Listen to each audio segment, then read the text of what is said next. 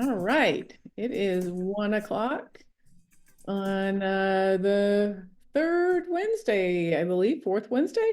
It's time for the Just Communities webinar. So thank you everyone who is taking time out of their day to join us. Hopefully you are someplace cool and safe and have some hydration handy and a fan.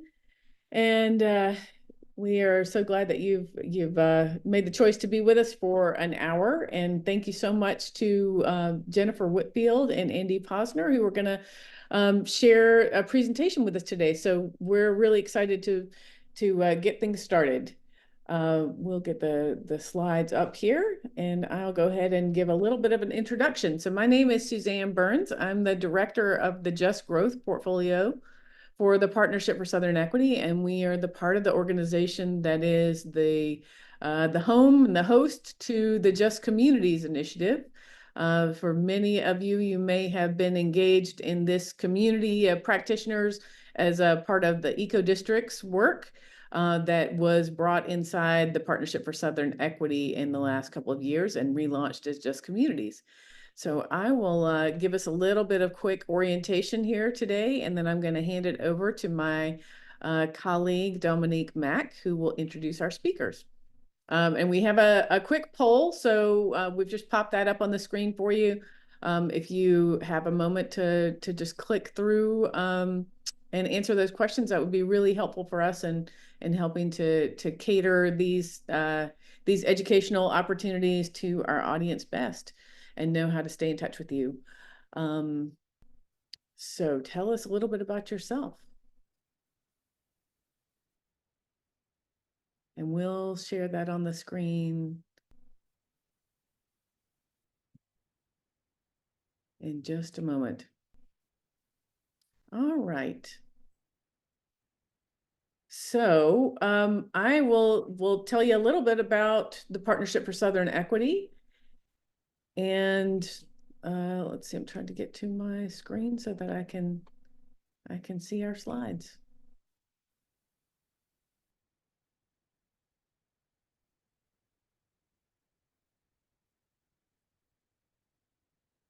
So the mission of the Partnership for Southern Equity is advancing policies and institutional actions that promote racial equity and shared prosperity for all and the growth of metropolitan Atlanta and the American South.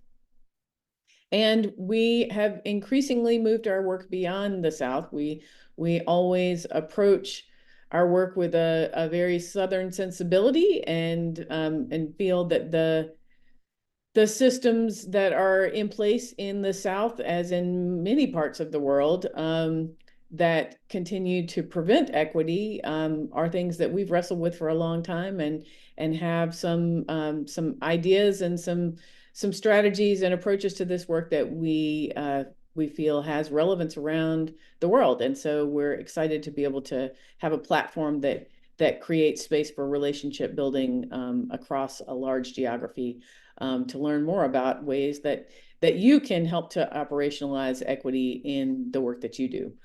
So we approach this work across several different portfolios, with the idea of trying to disrupt systems and silos that prevent progress. So we approach our work around energy, democracy, and equity issues, our Just Energy portfolio. Just Growth focuses on issues related to land use and development patterns and democratizing development practices. Just Health focuses on our work around the social determinants of health and trying to create conditions for more health equity. Just Opportunity focuses on economic inclusion and the democratization of capital. Our organizing unit is all about power building in community, particularly in communities that have been harmed by structural racism for many decades and generations. And our impact team is where we do a lot of the work of data and analytics and policy and training. So we bring all of these teams together with our Yes for Equity portfolio, which is our youth power building side of the house. And the Justice 40 Accelerator is another program that we work on nationally with other partners that helps to bring capacity building resources to community-based organizations so that they can help to realize the vision of the Justice 40 executive order and helping to bring capital to communities that have been harmed in the past. In the Just Communities work, we have a set of principles that we have developed over the last couple of years with a number of partners around the country to really help to guide us as our North Star. So when you learn more about Just Communities, you will see that these things are really at the core of the work, these ideas. We operate on radical truth and understanding of history. We recognize the lasting impact of structural racism. We commit to healing and liberation. We honor the wisdom of neighbors and the power of community. We assert racial equity as the superior growth model. We commit to strategies that facilitate a just climate transition. And we leverage public policy for reform, repair, and reconciliation. So the tool that we hope that you are all getting familiar with now, that we've launched this year, that is an embodiment of those principles, is the Just Communities Protocol 1.0, which again is an evolution of the work of eco-districts and the eco-districts protocol. So we hope that you will all go to justcommunities.info, take a moment to poke around. We have a great new website, and you have a link there that you can click through to download the protocol and digest it in full. Learn all about the approach to the work of Just Communities, which is really grounded again in those principles and very much around the pillars of racial equity and climate resilience, which is a great segue into our conversation today. So you will see that in the commitment areas in the protocol, in the environment part of the commitments, there's definitely some content there around aspirations of addressing energy inequities and decarbonization. And there are so many ways that this work happens, but we know that access to solar for a far greater portion of our population is a critical step in the direction that we need to be moving and advancing. And so we're really excited to have partners that are leading this work, particularly in the South with the Southern Environmental Law Center. And to introduce our guest, I'm going to hand it over to my colleague, Dominique Mack, who's the Senior Manager for our Just Energy portfolio. So Dominique, you ready to take it away?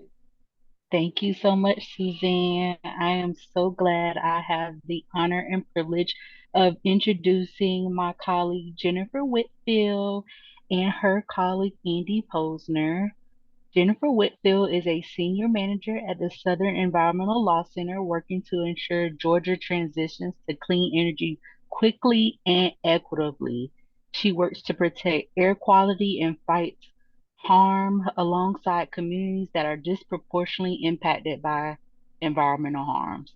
Jennifer grew up in Atlanta and spent many summers in North Carolina and has a love for our environment. She joined SELC in 2022 and has previous experience in litigation for the Georgia Innocence Project, the U.S. Attorney's Office, the Northern District of Georgia, and Covington and Burling.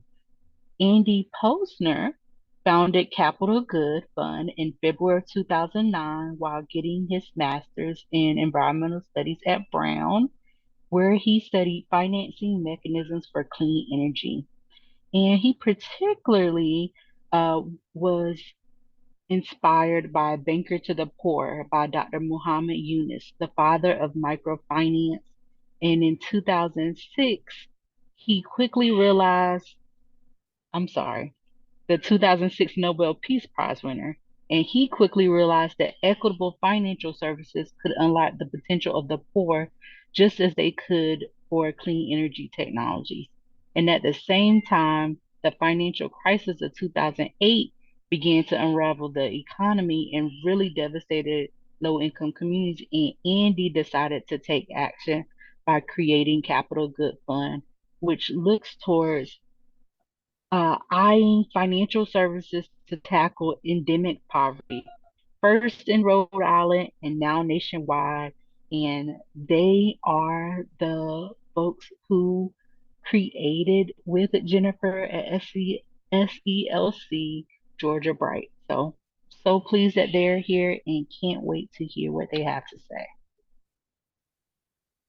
Thanks so much, Dominique. Can you hear me okay? Yes, I can hear you great. Great. Well, Andy and I are delighted to be joining you all and to be talking about some of our work to bring solar to a broader section of our communities. Solar is such an important tool for reducing energy burden and for advancing the clean energy transition. And if I can share my screen, which there we go. I will walk through some slides and share with you a little bit about Georgia Bright, which is a program that is run by Capital Good Fund, not Southern Environmental Law Center. But we had the privilege of supporting them as they launched this program in Georgia and helping nurture their efforts to connect with communities in Georgia to really figure out what Georgians wanted, figure out what Georgia communities wanted and needed with respect to implementing solar for low-income communities here in Georgia. So with that, there we go. I'm going to start by talking about why it matters, why we're talking about solar for households with low incomes in the first place. Then we'll share a little bit about the Georgia Bright program specifically, talk a little bit about how it's different from solar programs that are already available across the country and expanding across the globe. And then we're going to end by talking about the Solar for All program, which is a federal funding program that has funded Capital Good Fund, Andy's organization, $156 million to spread solar programs in Georgia over the next 5 years to service predominantly households of low income. So why it matters. First, we have to talk about energy burden. Energy burden is a term that describes what percentage of a household's income is spent on energy bills. And across the US, there are families that are struggling with energy burden, which means they are spending too much of their hard-earned income to keep the lights on, to pay their energy bills. But particularly across the Southeast, we have some of the highest energy burdens in the nation. And that's for a number of reasons, but really it roots back to some systemic racism structures that we have in Georgia and across the Southeast that have led to low-income families having poorer housing stock. So if they want to keep the lights on and they want to keep their home heated, it will cost them more to keep their home at the same temperature as another family with newer housing stock. And because of that, we're looking for solutions to help people. Despite the energy issue, bills are going up, and they're going up right now for a number of reasons. They're going up across the country, but in Georgia, we've seen this acute rise in power bills that's very concerning to us.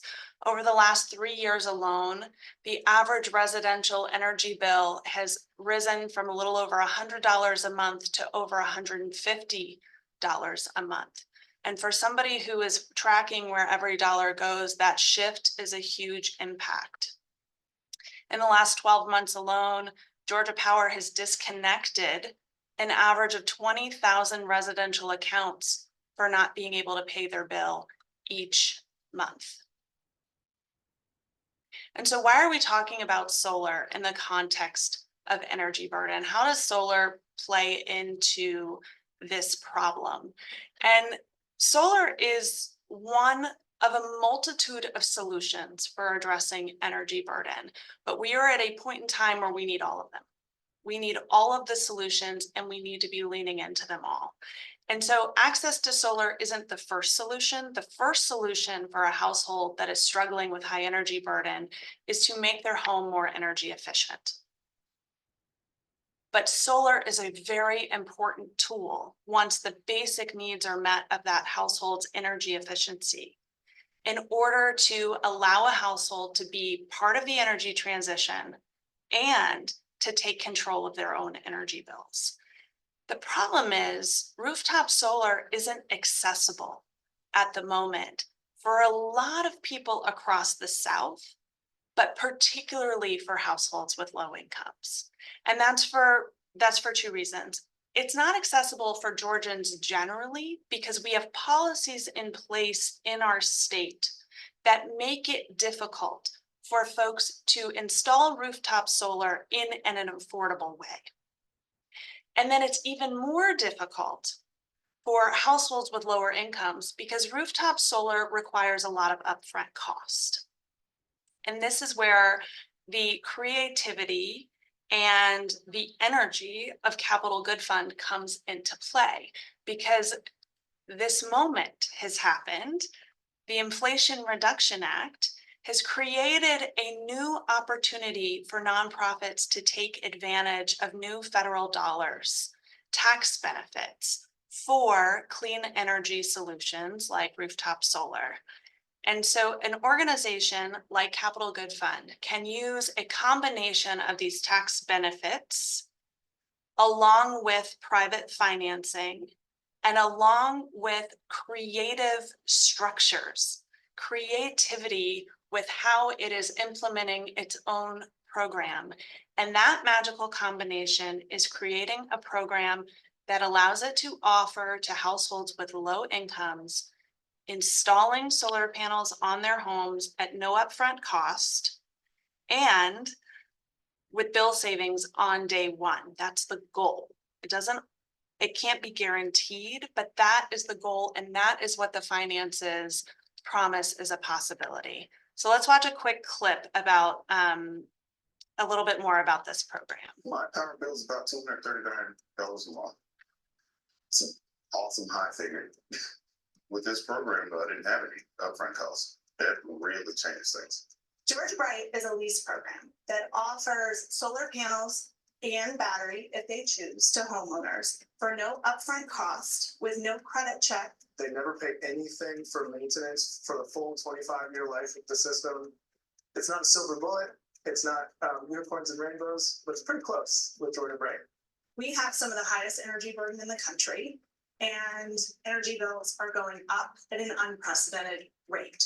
When it's really hot, a lot of families are choosing not to run their ACs because of the high power costs. Sustainability was a big thing, but another key factor for us was being able to have power when the grid went down. I was a CPAP. I have severe sleep apnea. If the electric goes out and my CPAP doesn't work, my health is at risk. And the idea of reducing our monthly electric usage from the grid, but also the battery backup, was very attractive to us. This is a much easier way for any and everybody to get involved with solar and actually just be able to save money as well.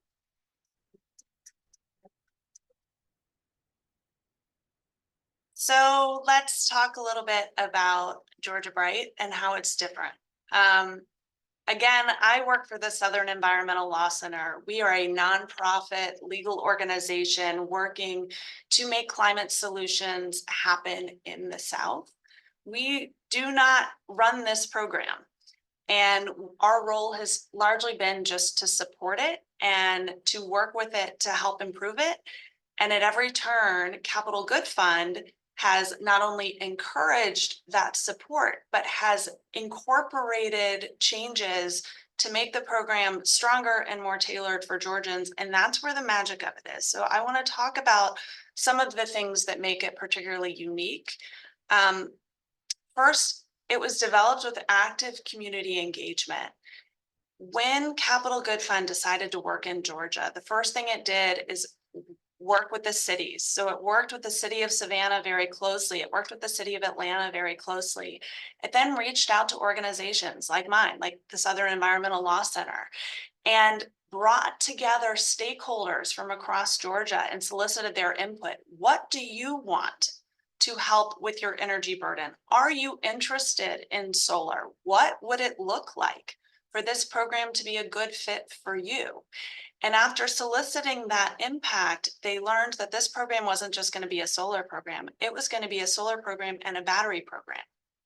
So for those who wanted to add batteries so that when the lights go off, their lights can stay on, they were able to do that, and Capital Good Fund is offering that as an option. That's one example of a number of different sort of tweaks to the program offerings. They also have incorporated robust consumer protections.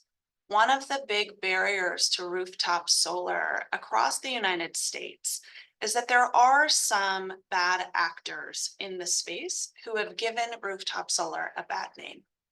And it's important that people understand that when someone approaches you to talk about a solar program, not all solar programs are created equal. And so Capital Good Fund is proactively educating people about how they can protect themselves and how they can make sure that this investment that they're making in their future is the right investment for them in their home. It also is involving handing out paperwork that is disclosing to people really important details about the program that sometimes get lost in fine print. And they're disclosing it in plain English in one-pager handouts. And that's really important to us. It's really important to customer community groups across the state to make sure that people who are participating in the program really understand what the options are and what the program does and does not do. And then the third thing that I think is really cool about this program is they're using grassroots marketing. So they're working with community groups in order to reach those families who have lower incomes and to talk to them and connect them and teach them about what this program does and how it may or may not be the right fit for them, and help enroll them if it is a potential good fit for them.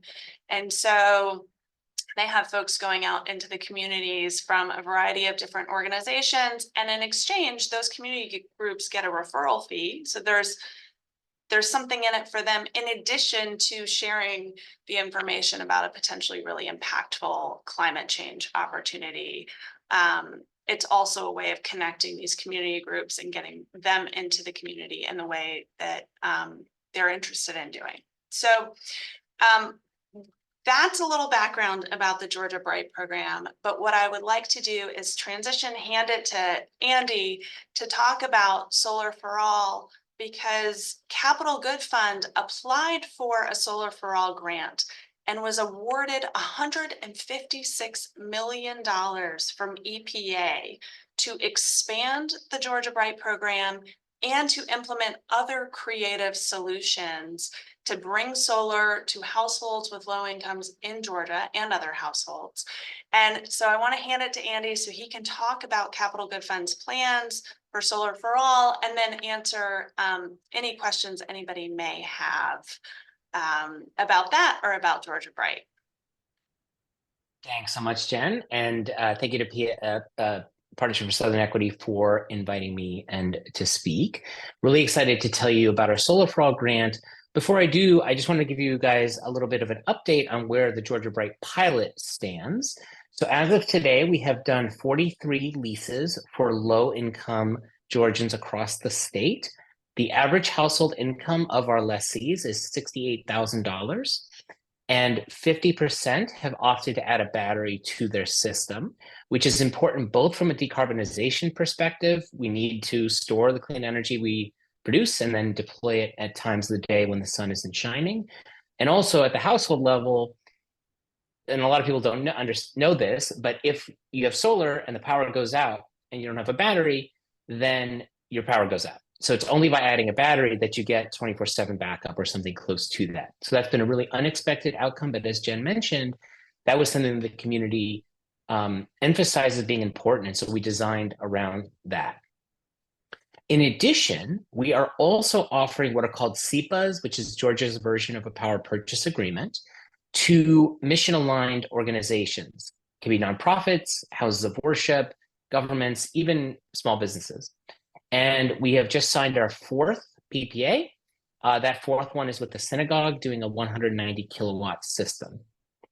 And that's important because we are still running both pilots. So if you know a homeowner that makes $100,000 a year or less, or a mission-aligned organization, both of them can go to georgiabright.org and get a free consultation with SunPath Solar, which is our lead installer on the program. We've also incorporated Justice 40 principles into the program.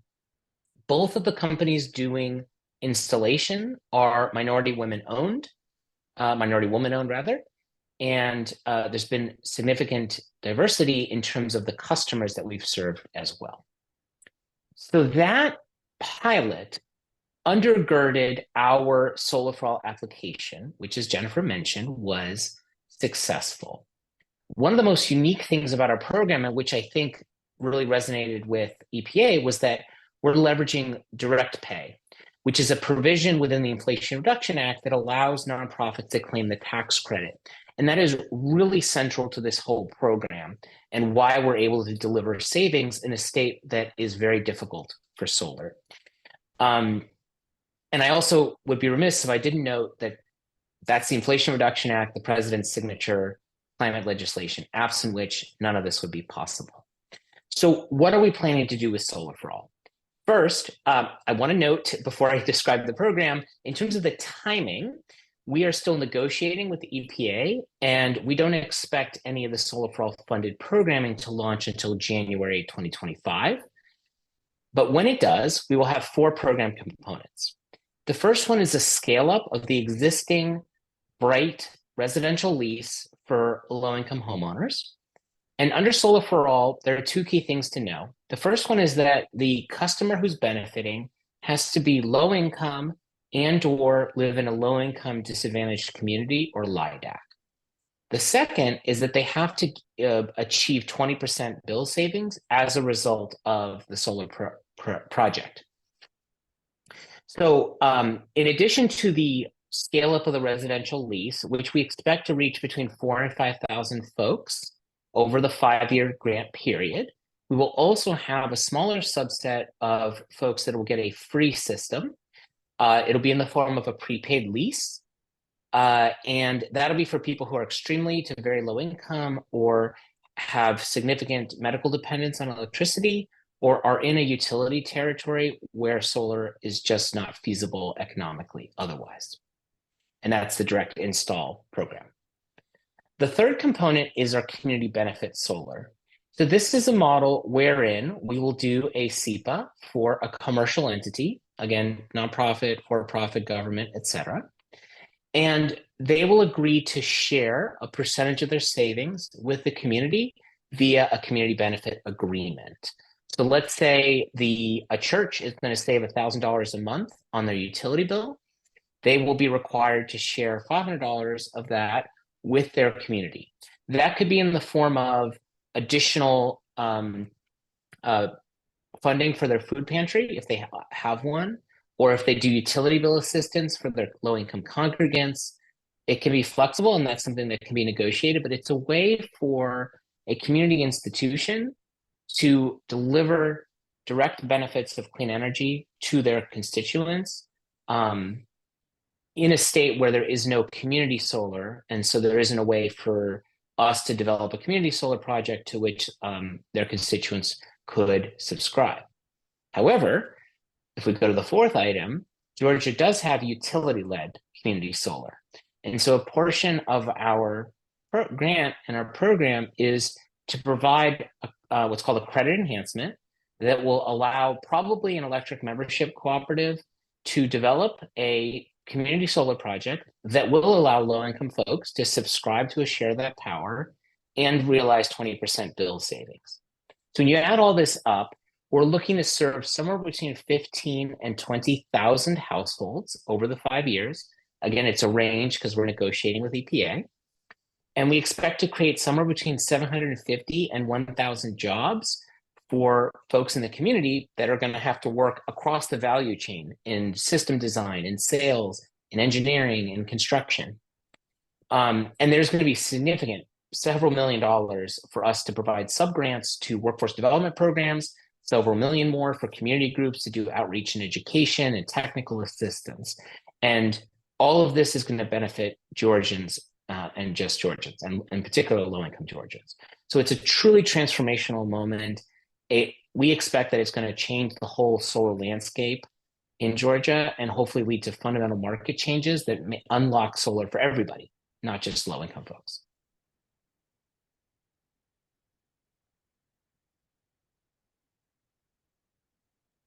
So that's the summary. I think we wanted to go into Q&A now.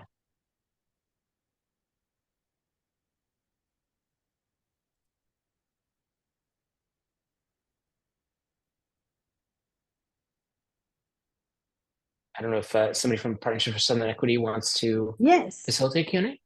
Sorry about that. Looking for my mute in there. Thank you all, Jennifer and Andy. Thank you all so much for the information that you have shared, and really excited. Hello, everyone. My name is Lavanya Jones. I am the director of the Just Energy Portfolio for Partnership for Southern Equity, and just excited to have two of my favorite people doing this panel here. And was very excited to be a supporter to Andy for the Solar for All. So we wanted to take some questions now from the chat to see if anyone from the audience had any questions. I don't see anything in our Q&A just yet or in the chat, but I guess I would like to know, I'll start off with the first question because Jennifer and I have had this conversation a lot. So we have this money now, which is wonderful, but are there some anticipated barriers maybe in the state of Georgia that we need to think through around making sure this Solar for All money gets to the right folks, that is rolled out well? I guess kind of, if you could speak to how you all are thinking through that. Absolutely. And just to clarify, we don't have the money yet. So I just, it's, yes, we're working through that process, but the money will be coming. Yeah, I mean, from my vantage point, the two main challenges are going to be customer acquisition. As Jen mentioned, there's a lot of justified skepticism of solar among low-income folks. And also, it's not something historically low-income folks in Georgia have thought about. If you're in California, where I actually live, there's a very robust market. You have neighbors with solar. You ask about it. It's more established and mature in terms of the residential solar market.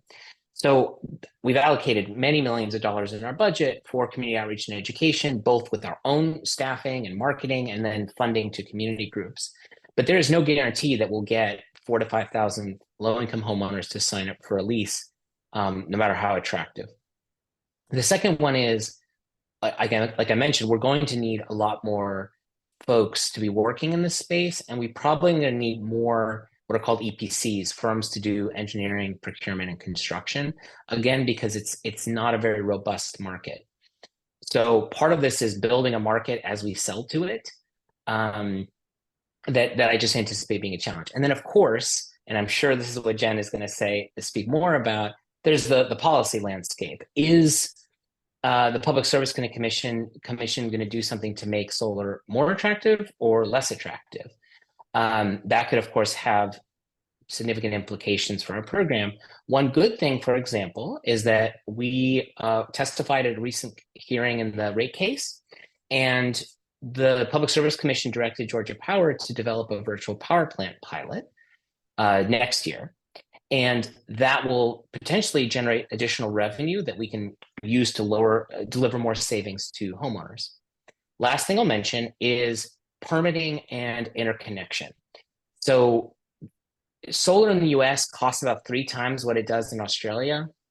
There are a couple reasons for that, but a significant one is the time it takes to get the city or county to permit the project, and then the utility to interconnect it. And anything we can do to streamline that will reduce costs. Jen, anything you want to add? I think you hit on all the really important features. I think one of the things that has us so excited about this particular model is the promise of market transformation, is this idea that if we intentionally support and nurture a market, you know, the solar market, in a way that will uplift communities that have not been the focus in the past, there is the potential that we will have a more mature market that is not only more mature, but also more equitable. And that potential is really exciting. And what we have seen so far, Andy, thank you to your leadership on this, is that you guys are putting literally your money where your mouth is, and you're doing what you say you aspire to do. Our work at the Southern Environmental Law Center will be to fight for those policies that will help advance market transformation and to fight against those policies that may stand in the way. And so we'll be doing that at the Public Service Commission, which is our body that regulates energy markets in Georgia and that decides how Georgia Power specifically spends its money on energy and how its customers will pay for energy. And that impacts solar because it impacts the financial benefit for individuals who choose to participate in rooftop solar. And then we'll also be working on policies on the legislative front as well, to try to pave the way to make sure that these transformational ideas can actually become part of our marketplace. I would be remiss if I didn't also mention a really fundamental challenge here is if Biden is not reelected, all of this is at risk. I mean, I don't even know. I mean, right. I'll leave it at that. But I think this would be all these programs would be put in severe jeopardy. Absolutely. Indeed. Indeed. So we have two questions that have come through. First, do you know of any company or groups that install on-site power for farmers of color? Yeah, absolutely. I mean, I think, I mean, we can do it. It depends a little bit on how you want to finance it. So for example, if you are looking to have a third-party owned model where somebody's offering you a SEPA or a power purchase agreement, we can do that. There's also a group called Cherry Street Energy that does systems like that. Because I'm assuming, well, I guess it depends on if it's a commercial farm versus like if it's a residential system effectively that's on a farm, it's a little bit different. Georgia has a more robust commercial and industrial solar market, I would say. And there are firms as well, like there's BOSS, it's Black Owners of Black Owners of Solar Services. Thank you. So they have a great list of installers as well, Christopher, that you can reach out to and find a solar company of color, for example, that you might talk to about a system. Jen or Livonia, anything to add? I think BOSS that's what I recommend. Reaching them for their resources. Awesome. Yeah. Our second question is, are programs like Georgia Bright available in other Southern states? That's a really good question. Andy, do you want to? Yes. So great question. Yeah. So I think Jen had a slide before that showed that a lot of Southern states got money. And so we are the first, I believe, in the country to run a solar leasing or power purchase agreement model where we as the nonprofit own the systems, we claim the tax credit, use that to lower system costs. It's a very complicated model that took us like 15 months of working on it exclusively to set up. A lot of other cities, a lot of other solar for all recipients in other states, like Solar and Energy Loan Fund in Florida, Hope Enterprise Corp in Arkansas and Mississippi, have realized that they have need for a model like this. And so we are talking to them about bringing Bright to their markets where, we're not going to go and try to build community connections because they already have those. What we'll do is we'll own the system so that we can leverage our expertise in underwriting and servicing and operations and maintenance and claiming the tax credit in order to facilitate deeper savings for low-income families. So yes, I would expect us sometime next year to begin offering this in multiple states in the South and beyond. I'll just add that most states received an award under Solar for All, dedicated to their particular state. We are delighted that Georgia received 156 million. How those will actually be implemented, though, will be unique state to state, as Andy mentioned, and most states, their funding is going through a state office, right? So a state, a pre-established state financial office is the recipient for most of the funds. In Georgia, we're in a unique position where we have a nonprofit recipient who, I don't believe we've mentioned this yet, but is really important. The Capital Good Fund worked on the Solar for All application with a coalition of local governments as well, including Atlanta and Savannah. And so the lens on this particular application is a little different. In addition to Capital Good Fund's program, there are also regional programs. So Groundswell is an organization that received funding for a regional Solar for All program. And we expect that a lot of that money is going to go into supporting primarily utility community solar programs to support rural implementation, which is terrific. In Georgia, we really need community solar programs that are not premium products, meaning you don't pay extra for them. They're subscriptions where you are just receiving the benefit of participating in a solar program. We don't have that yet through our largest utility, but we do have that through some of our smaller EMC utilities. And so Groundswell will be working with those and others to make solar available to folks who don't have roofs available through community solar programs. The other thing that I should note is that policy is really important. There are some states where leases of the type that we're describing with Georgia Bright aren't legal. And so you can't do a Georgia Bright type program in some of our states.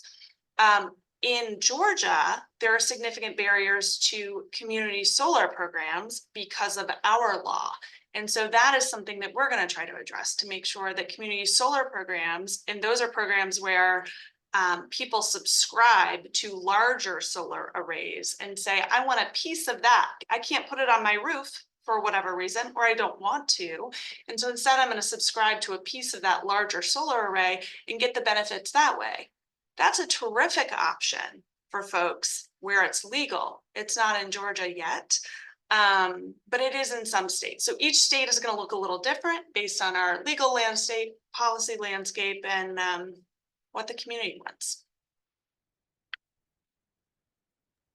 Really great. Awesome. Thank you all for that context. Our next question that we have is, how much does it cost monthly? And is there an escalator where the lease payments will increase each year? Yeah, great question.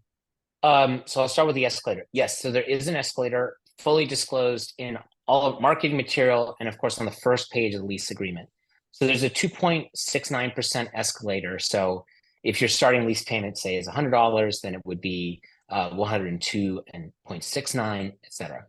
The reason for having an escalator is that because the economics of solar in Georgia are so difficult, and they're difficult because power is already fairly cheap, and the what's called avoided cost is somewhat low. So in other words, when your solar system is producing more power than you're consuming in any moment in your house, the question is, how does the utility compensate you for that power that you feed to the grid?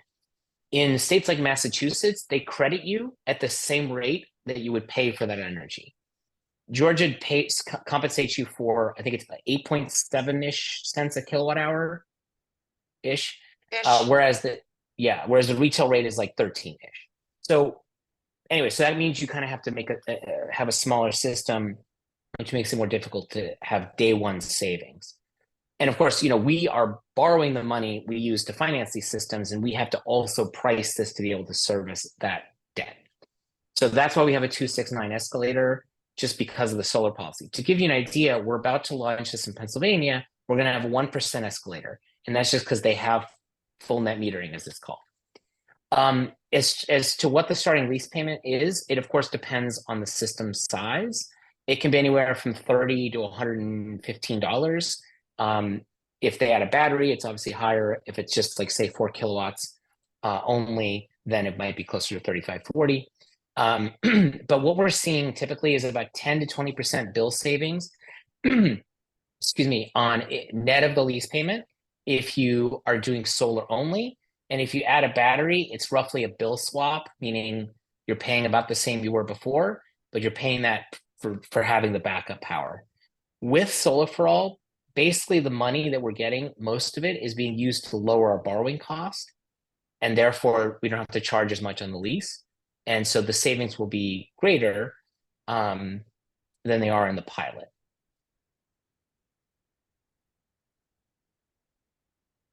Great answer. Awesome. Thank you. There was something you said around the way Georgia law is set up would require a smaller system. And I know a lot of the conversations we have in the Just Energy portfolio, just around the barriers of doing solar in low to moderate income households in Georgia. For the economic development professionals that are here, I'm sure for programs like this, there's education, right, that's needed for homeowners on just how they can prepare to be able to install solar into their communities, into their homes. So wanted to ask, are there just maybe some themes around the education that is needed for low to moderate income homeowners to be able to incorporate these type of solar systems into their homes and into their communities? Anything that you see that our people that are listening here may need to be aware of, maybe for their own communities? That actually reminds me that one barrier to solar adoption we didn't talk about was things like the condition of your home's roof, tree trimming needs, and breaker box upgrades.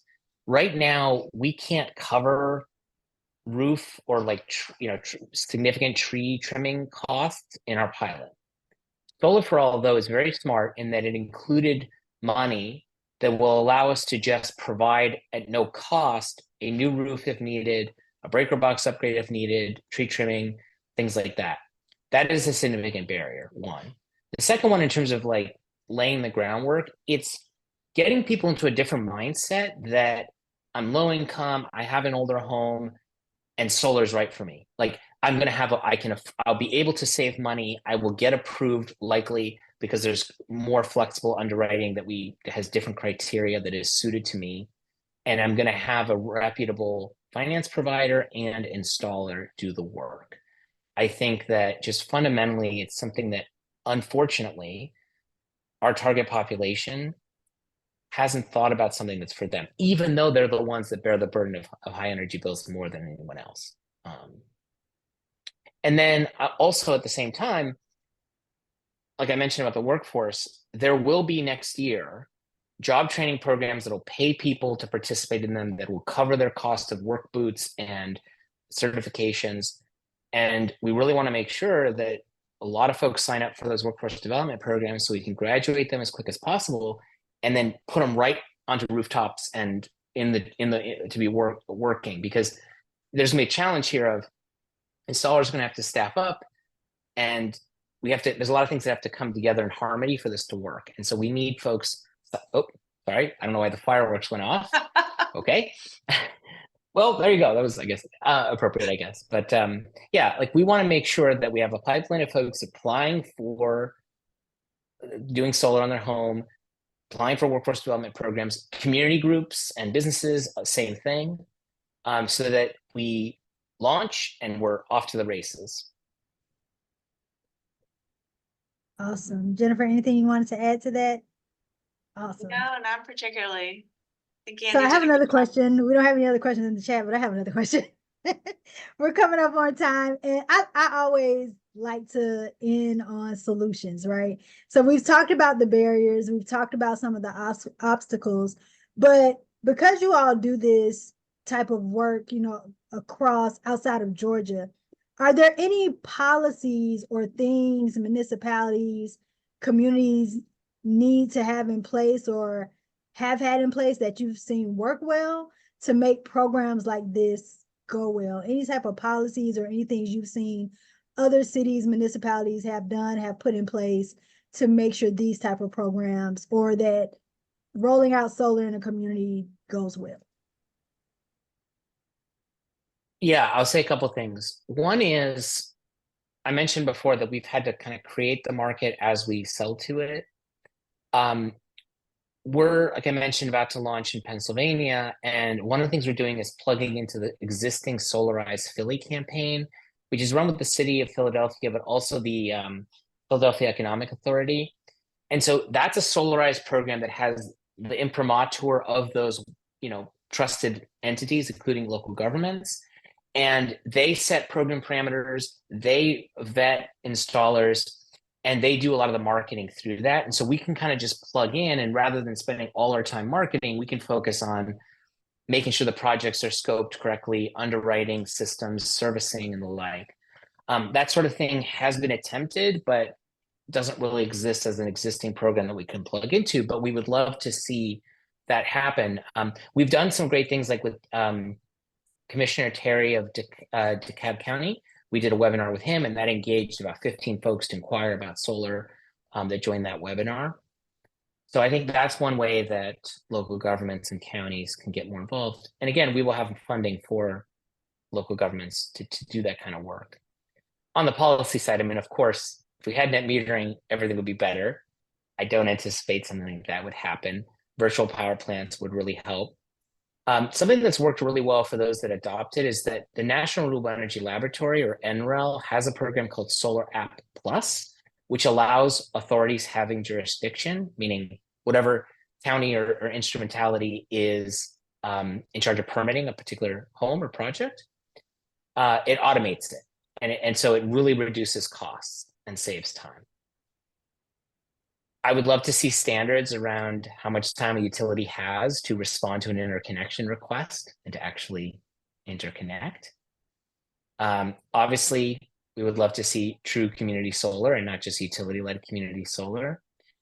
This is a little bit in the weeds, but there's also some limitations in Georgia about one's ability to do a solar array on a multifamily building, say, and then share that power with multiple submeters of the tenants, which just makes it harder to reach renters with rooftop solar. Jen, anything you want to add on the policy front?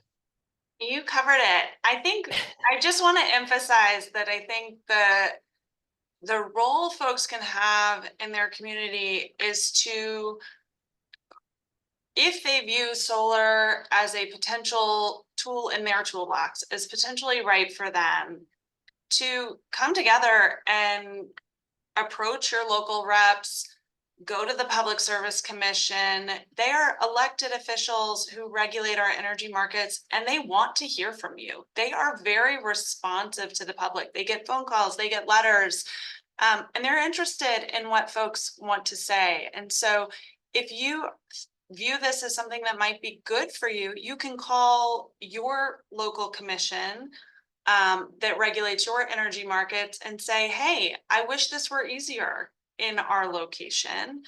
Or you can come together to your local municipalities and say, let's figure out a solution. Let's go to the legislature. Let's figure it out. And the more folks are raising their hands and saying, we want this, the better the policies are going to be. And that's people power. It's what drives everything. I love that. All power to all the people. So are there any last questions? I think that's a great note to end on, but I want to open the floor if there are any other questions for our audience since we have just a few minutes left. Any other questions, you can put them in the Q&A feature, or you can put them in the chat and it will come to the host and panelists. I'll give it a little minute here, see if we have any others. If there's any other, don't see anything. Give people time to type. I'll just add that we've been really heads down in negotiations with EPA, but we will have a robust process of stakeholder engagement. We'll have a community advisory committee, and we will be issuing, probably starting this fall and then into winter and Q1 to Q2 next year, a number of RFPs for installers, for workforce development providers, for subgrants to community groups, and so on and so forth. So I don't want people to think that we're just going to be hiding away and then doing a program that doesn't have any feedback from folks. It's just we're under the gun to get the funds obligated, and then there'll be a very robust process, and people's voices will be heard, taken into account. The program will be designed around that. And I should also say we got 90 letters of support, and so the way that we structure the grant to begin with already incorporated a lot of that feedback, but there will be a lot of in the weeds things that we'll need to decide collectively about how we want to prioritize, like storage versus energy efficiency versus roof repair versus free solar, and so on. And so that will be happening. Thank you. Jennifer, any final words for the audience or in just around solar renewable energy for the South? I'll just echo what Andy said, that with respect to Solar for All in all of the states, it is part of the grant process that there is community engagement. There will be community engagement across the country on Solar for All and on home energy rebate programs and other related programs. This is a very busy, exciting time. And so to the extent that you are in this space or want to be in this space, Google it, look around. There will be a ton of meetings this fall in particular on how money will be handed out in various states. And so engage. People want to know what you're thinking. Thank you, Jennifer and Andy. I will turn it back over to the Just Communities team. Again, thank you all so much for the information you shared and for being here today. Thanks, Lavanya.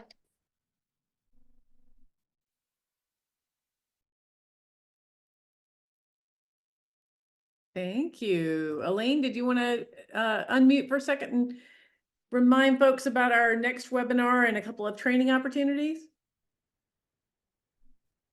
Sure.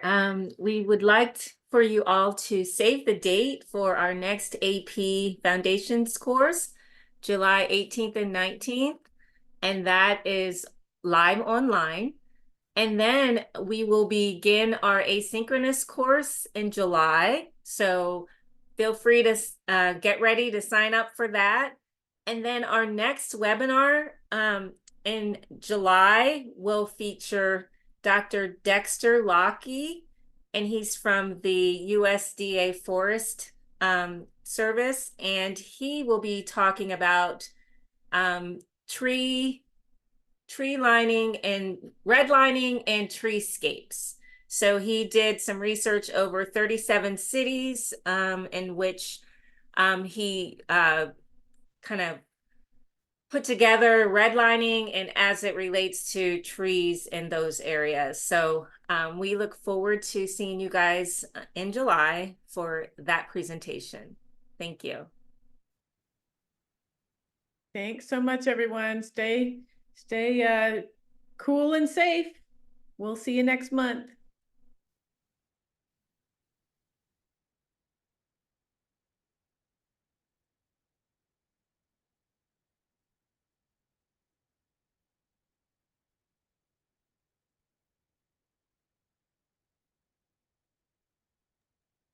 Thanks, Lavanya.